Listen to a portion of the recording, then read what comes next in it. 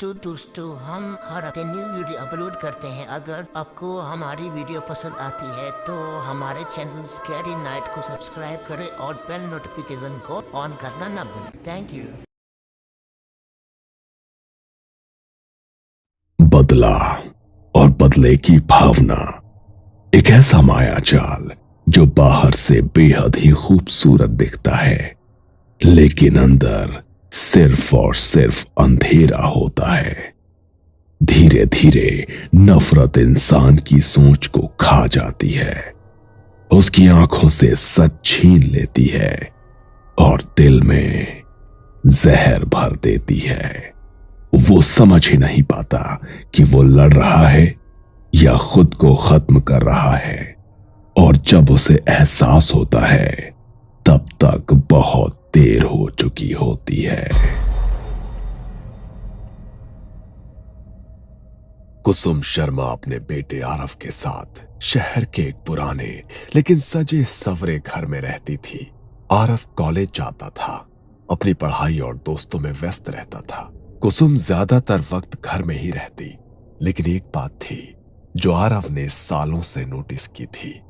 हर रात लगभग एक ही वक्त पर कुसुम चुपचाप घर से निकल जाती थी। न कोई वजह, न कोई जवाब। आरव जानता था कि उसकी मां रात में घर पर नहीं होती, लेकिन उसने कभी सवाल नहीं किया, क्योंकि मां की आंखों में वो अजीब सी चमक देख चुका था जिसके बारे में सवाल पूछना आसान नहीं होता। एक दोपहर आरव अपनी दोस्त नेहा को घर लेकर आया। माँ, ये नेहा है, कॉलेज की दोस्त, नोट्स लेने आई है। कुसुम ने पहली बार नेहा को देखा। साधारण सी लड़की, साफ आंखें, भोली मुस्कान। कुसुम मुस्कुराई। आओ बेटा, बैठो। चाय लोगी या कुछ मीठा? नेहा सोफे पर बैठ गई। कुसुम सामने बैठी और बातों बातों में पूछने लगी। तुम्हारा पूरा नाम क्या बताया तुमने? नेहा सिन्हा आंटी। सिन्हा? अच्छा, तुम्हारे पापा क्या करते हैं? पापा विवेक सिन्हा प्राइवेट कंपनी में है। कुसुम की उंगलियों ने कुर्सी को कसकर पकड़ा। आवाज भी नॉर्मल थी, लेकिन अंदर कुछ हिल चुका था। अच्छा, और मूल रूप से कहाँ के हो तुम लोग? गांव से ही आंटी, वही चंद्रपुर। वही गांव। कुसुम का भी वही था। अब शक गहरा हो चुका था। और तुम्हारी मम्मी? रिया सिन्हा, वो भी पापा के साथ उसी कंपनी में काम करती हैं। एक पल के लिए कुसुम ने आंखें बंद की, सांस गहरी ली और फिर बिना कुछ कहे उठकर किचन की तरफ चली गई। किचन में जाते ही उसके चेहरे पर एक कातिल मुस्कान आ गई। थोड़ी देर बाद वो प्लेट में मिठाई लेकर लौटी। घर की बनाई मिठाई है बेटा, खा कर देखो। नेहा ने मिठाई खाई और मुस्कुराई। उसे क्या पता था, यह सिर्फ मिठाई नहीं थी। कुछ देर बाद आरव नोट्स लेकर आया और नेहा के पास बैठ गया। आरव बेटा, दोस्त बहुत प्यारी है तुम्हारी। आरव ने शर्मा कर नीचे देखा। तुम दोनों बस दोस्त हो या कुछ है तुम दोनों में? नेहा और आरव दोनों शर्मा गए। नेहा नोट्स लेकर उठी। थैंक यू आंटी, फिर मिलेंगे। नेहा दरवाजे की तरफ बढ़ी ही थी। जरूर आना बेटा, अब तो ये घर तुम्हारा अपना ही है। नेहा मुस्कुरा कर चली गई। आरव, कहीं तुम्हारा और नेहा का कुछ चक्कर तो नहीं? माँ, ऐसा कुछ नहीं है, वो बस मेरी एक अच्छी दोस्त है। मुझे तो वो बहुत पसंद आई। ऐसी लड़की बहू बने तो घर भर जाए। आरव बिना कुछ बोले शर्मा कर अपने कमरे में चला गया। उसे नहीं पता था, उसकी मां ने उसी पल एक फैसला कर लिया था। उस दिन के बाद नेहा का आरव के घर आना जाना बढ़ गया। कभी नोट्स के बहाने, कभी प्रोजेक्ट्स के लिए, और कई बार बिना वजह के बस कुसुम से मिलने के लिए। कुसुम हर बार उसे बड़े अपनेपन से मिलती, उसके लिए खुद मिठाइयां बनाती और जाते वक्त जरूर कुछ न कुछ पैक करके देती। अपनी माँ को भी खिलाना बेटा, खास तुम्हारे लिए बनाई है। नेहा हर बार सिर हिलाकर हामी भर देती। वो मिठाई घर ले जाती और रिया को अपने हाथों से खिलाती। धीरे धीरे आरव और नेहा एक दूसरे के और करीब आने लगे। कॉलेज के बाद लंबी बातें, भविष्य के सपने, और कुछ ही महीनों में वो प्यार में पड़ गए। कॉलेज खत्म होते ही कुछ महीनों बाद एक शाम आरव नेहा को लेकर घर आया। माँ, मैं नेहा से शादी करना चाहता हूँ। कुसुम ने उसकी तरफ देखा, चेहरे पर खुशी दिखाई, लेकिन आंखों में कोई और ही चमक थी। उसी दौरान नेहा ने धीमी आवाज में एक और बात कही। आंटी, मेरी मम्मी की तबीयत ठीक नहीं रहती, खाना पचता नहीं, बहुत कमजोर हो गई है। डॉक्टर भी कुछ साफ नहीं बता पा रहे हैं। ये सुनते ही कुसुम के मन में अजीब सी खुशी दौड़ गई। वो जानती थी कि जो मिठाइयां रिया तक पहुंच रही थी, अब उनका असर दिखने लगा था। इसके बाद सब कुछ धीरे धीरे बदलने लगा। रिया की हालत दिन प्रतिदिन बिगड़ती चली गई। नेहा का ज्यादातर वक्त अब अस्पताल और घर के बीच बीतने लगा। आरव से मिलना कम होने लगा। फोन पर भी बातें छोटी और थकी सी होने लगी, और हर बार जब आरव बेचैन होकर ये बातें कुसुम को बताता, माँ, नेहा की मम्मी बहुत बीमार है। कुसुम के हाव भाव बदल जाते। उसकी आंखों में अजीब संतोष छलकता। एक रात कुसुम फिर घर से निकली। इस बार आरव ने उसके कमरे की तलाशी ली। उसे उसके कमरे में कुछ अजीब चीजें मिली। एक पानी का गिलास जिस पर लिखा था नेहा, एक पैकेट में कुछ बाल, एक रुमाल जिस पर लिखा था रिया। सुबह जब कुसुम घर लौटी, माँ, ये सब क्या है? तुम रोज कहाँ जाती हो? कुसुम कुछ पल चुप रही, फिर हंसने लगी। मैं जब भी तुम्हें नेहा की मम्मी के बारे में बताता हूँ, तुम्हें कोई फर्क ही नहीं पड़ता। तुम्हें नेहा पसंद नहीं है क्या? और ये सब चीजें तुमने कमरे में क्यों रखी है? कुसुम मुस्कुराई। ये सब अचानक नहीं हुआ था। जो कुछ कुसुम कर रही थी, इसकी जड़ें 20 साल पीछे दबी हुई थी। कुसुम शर्मा और विवेक सिन्हा एक ही गांव में पले बढ़े, बचपन से साथ खेले, और कब दोस्ती प्यार में बदल गई उन्हें खुद पता नहीं चला। शाम के वक्त मंदिर के पीछे बैठकर बातें करना, मेलों में साथ घूमना और सपनों में एक ही भविष्य देखना। हम दोनों की शादी यही गांव में होगी। सबसे पहले पंडित जी को बुलाएंगे। और मैं शहर में नौकरी करके तुम्हें अपने साथ ले जाऊंगा। उस वक्त विवेक की बातों में भरोसा था और कुसुम के दिल में पूरा जीवन। कॉलेज खत्म हुआ, विवेक शहर चला गया नौकरी के लिए, और वहीं से सब बदलने लगा। पहले रोज फोन आता था, फिर हफ्तों में, फिर महीनों में। विवेक, सब ठीक है ना? तुम बदल रहे हो। कुसुम, तुम्हें हर चीज में प्रॉब्लम दिखती है। ग्रो अप यार। और कुछ दिन बाद फोन आना बंद हो गया। विवेक और कुसुम की बातें लगभग बंद हो गई। 1 साल बाद विवेक अचानक गांव लौटा। कुसुम का दिल जोर से धड़क उठा। उसे लगा शायद सब ठीक हो जाएगा। उस शाम वो उससे मिलने गई। विवेक, अब तो सबसे बात कर लेते हैं, हमारी शादी के बारे में। विवेक ने नजरें फेर ली। कुसुम, वो बचपना था, अब जिंदगी आगे बढ़ चुकी है। मतलब? मैं रिया से प्यार करता हूँ और वो मेरे ऑफिस में काम करती है, अच्छे घर से है, हम लोग शादी करने वाले हैं। इतना कहकर वो उठ गया, पीछे मुड़कर भी नहीं देखा। और उस दिन के बाद वो फिर कभी कुसुम से नहीं मिला। कुछ साल बाद कुसुम के माता पिता ने उसकी शादी विजय मल्होत्रा से कर दी। विजय अच्छा इंसान था, शहर में कपड़ों की फैक्ट्री थी। कुसुम शहर आ गई, नया घर, नया जीवन, लेकिन अतीत दिल से कभी नहीं गया।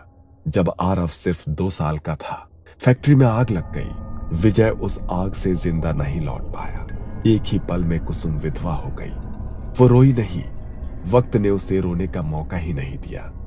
बचपन से आज तक उसने आरव को अकेले बहुत कष्टों से पाला। और फिर कुछ महीने पहले एक दुकान में कुसुम की नजर अचानक विवेक पर पड़ी। वो अकेला नहीं था, उसके साथ उसकी पत्नी रिया थी। विवेक ने भी कुसुम को देखा, ना कोई शर्म, ना कोई पछतावा, ना कोई पुरानी पहचान का अपनापन। उस पल कुसुम का दिल टूटा नहीं, सुलग उठा। उसे सबसे ज्यादा ये बात चुभी कि विवेक ने एक बार भी नहीं पूछा कि कैसे हो, जिंदगी में क्या हुआ। उस दिन कुसुम ने फैसला कर लिया, उसकी हर खुशी मैं छीन लूंगी विवेक, जैसे उसने मेरी छीनी थी। बचपन में उसने गांव की बूढ़ी औरतों से कई कहानियां सुनी थी काले जादू के बारे में। किसी ने धागा बांधा, किसी ने कुछ खिलाया, और किसी की पूरी दुनिया उजड़ गई। तब उसने हंसकर टाल दिया था, लेकिन अब उसे वही रास्ता सही लग रहा था। वो छुप छुप कर काले जादू का प्रशिक्षण लेने लगी। हर रात घर से निकलती और अंधेरे में अपने अंदर के अंधेरे को और गहरा करती। और जब उसे पता चला कि नेहा विवेक की बेटी है तो उसे लगा भगवान ने खुद उसे बदले का रास्ता दिखा दिया है। मिठाइयाँ, बाल, नाम लिखा गिलास, रुमाल, ये सब इत्तेफाक नहीं था, ये सब मैंने ही किया है। इतना ही नहीं, मैंने ही नेहा को तुमसे प्यार करने पर मजबूर किया है। मेरी दी मिठाई खाकर ही वो तुम्हारे प्यार में पड़ी है। और जब तुमने उससे शादी की जिद पकड़ी, मैंने जानबूझकर रिया को बीमार कर दिया ताकि नेहा अपनी बीमार माँ को छोड़कर तुमसे मिल ही ना पाए। शादी की बातें, भविष्य के सपने, सब कुछ कुछ महीनों के लिए टल जाए। मैं चाहती हूँ पहले रिया टूटे, फिर नेहा और आखिर में विवेक। रिया बीमार पड़ चुकी है, दवाई अब बेअसर हो रही है और अब पीछे हटने का कोई रास्ता नहीं है। रिया अब ज्यादा दिन की मेहमान नहीं है। आरव रात भर सो नहीं पाया था। अगली सुबह आरव का फोन बजा। आरव, मेरी मम्मी नहीं रही। आरव के हाथ से फोन छूटते छूटते बजा। उसकी आंखों के सामने अंधेरा छा गया। वो दौड़ता हुआ कुसुम के पास गया। माँ, रिया आंटी मर गई, अब तो बस कर दो। अब तो तुम्हारा बदला पूरा हो गया ना। कुसुम की आंखों में एक अजीब सी ठंडक थी। नहीं आरव, अब नेहा की बारी है। यह सुनते ही आरव फूट फूट कर रो पड़ा। माँ, मैं हाथ जोड़ता हूँ, नेहा को बख्श दो माँ, नेहा को बख्श दो। मैं किसी से कुछ नहीं कहूंगा। रिया आंटी को मारकर तुमने विवेक को तोड़ दिया है। प्लीज अब रुक जाओ, बस अब रुक जाओ माँ। लेकिन कुसुम के चेहरे पर जरा भी पिघलन नहीं थी। नेहा को भूल जा, मैं उससे अच्छी और सुंदर लड़की तेरे प्यार में फंसा सकती हूँ, अपने वश में करके। नहीं माँ, मैं नेहा से प्यार करता हूँ, प्लीज। उसने जोर से दरवाजा बंद किया और आरव को कमरे में कैद कर दिया। कई हफ्तों तक आरव कॉलेज नहीं गया। नेहा को चिंता होने लगी। एक शाम वो खुद आरव को ढूंढती हुई उसके घर पहुंच गई और कुसुम इसी पल का इंतजार कर रही थी। कुसुम ने दरवाजा खोला। आओ बेटा, अंदर आओ, तुम बहुत थकी हुई लग रही हो। नेहा अंदर आई। उसकी आंखें सूजी हुई थी। रिया कैसी थी आखिरी दिनों में? नेहा की आंखों से आंसू बहने लगे। पहले उन्हें उल्टियां होने लगी, फिर कुछ भी खाती तो सब बाहर निकल जाता, कभी कभी खून भी निकलता। कुसुम ध्यान से सुन रही थी। हर शब्द जैसे उसके दिल को ठंडा कर रहा था। पापा ने हर बड़े डॉक्टर को दिखाया पर किसी की दवा काम नहीं आई। आखिरी दिन मम्मी ने जोर से चीख मारी और बस वो शांत हो गई। उस पल कुसुम के चेहरे पर सुकून उतर आया। कुछ देर बाद, खाना खा लो बेटा, मैं भी तुम्हारी माँ हूँ। नेहा मना नहीं कर पाई। ये वही खाना था जिसमें तंत्र मंत्र से तैयार आखिरी जहर मिलाया गया था। खाना खाते ही नेहा की आंखें भारी हो गई। वो बिना आरव से मिले घर लौट गई। अगली सुबह कुसुम ने आरव का कमरा खोला। कल नेहा आई थी, बहुत बातें हुई हमारी और वो खाना खाकर चली गई। आरव को अजीब सा डर लगा। उसने नेहा को फोन किया। फोन विवेक ने उठाया। नेहा बहुत बीमार हो गई है, ठीक वैसी ही हालत है जैसी उसकी माँ की थी। आरव दौड़कर नेहा के घर पहुंचा। नेहा बिस्तर पर पड़ी थी, कमजोर, डर से कांपती हुई। आरव, मैं मरना नहीं चाहती, मेरी मम्मी भी ऐसे ही तड़पी थी, मुझे बचा लो। आरव कुछ नहीं कर पाया। वो घर लौटा और माँ के पैरों में गिर पड़ा। माँ, बस करो, मैं तुमसे भीख मांग रहा हूँ माँ, प्लीज। लेकिन कुसुम नहीं मानी। कुछ ही दिनों में नेहा की भी मौत हो गई। जब ये खबर आई, कुसुम के चेहरे पर एक भयानक मुस्कान थी। लेकिन आरव ये सब सह नहीं पाया।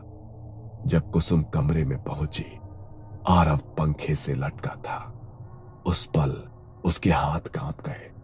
विवेक की जिंदगी तो उसने बर्बाद कर दी थी, लेकिन अब उसकी अपनी दुनिया भी खत्म हो चुकी थी। उसे उस बाबा की याद आई। काला जादू बर्बादी की राह है, ये किसी को नहीं बख्शता। और आज कुसुम के पास कुछ भी नहीं था। अगले कुछ दिनों में उसका दिमागी संतुलन पूरी तरह से टूट गया। वो कभी रसोई में बैठकर मिठाइयां बनाती रहती और कहती, रिया, खा लो। नेहा, ये आखिरी है।